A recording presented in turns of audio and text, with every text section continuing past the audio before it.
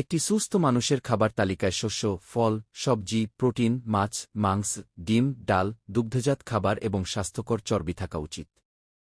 দৈনিক 100 গ্রাম শাক, 200 গ্রাম সবজি ও 100 গ্রাম ফল খাওয়া উচিত, পাশাপাশি 30 থেকে 60 গ্রাম ডাল এবং 150 থেকে 450 মিলি দুধ বা দুধ জাতীয় খাবার গ্রহণ করা জরুরি। সুস্থ মানুষের খাবারের তালিকা: শস্য, ভাত, রুটি, আটা, ওটস, কুইনোয়ার মতো শস্য কার্বোহাইড্রেটের প্রধান উৎস। ফল, আপেল, কলা এবং অন্যান্য ফলমূল ভিটামিন ও খনিজ পদার্থের ভালো উৎস। সবজি ও শাক, পালং শাক, ব্রোকলি, কালে এবং অন্যান্য সবুজ শাকসবজি ক্যালসিয়াম, ভিটামিন কে এবং ম্যাগনেসিয়ামে ভরপুর। জাতীয় খাদ্য গ্রহণ নির্দেশিকা 2020 অনুসারে দৈনিক 100 গ্রাম শাক, 200 গ্রাম সবজি ও 100 গ্রাম ফল খাওয়া উচিত। প্রোটিন, মাছ, মাংস, ডিম এবং ডাল প্রোটিনের চাহিদা পূরণ করে। দুগ্ধজাত খাবার, দুধ, দই এবং অন্যান্য দুগ্ধজাত খাবার সুষম খাদ্যের একটি অপরিহার্য অংশ।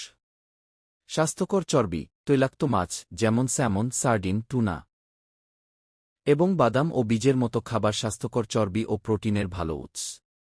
অন্যান্য, সয়াপণ্য এবং মটরশুঁটি ও মসুর ডালের মতো খাদ্য তালিকায় রাখা যেতে পারে।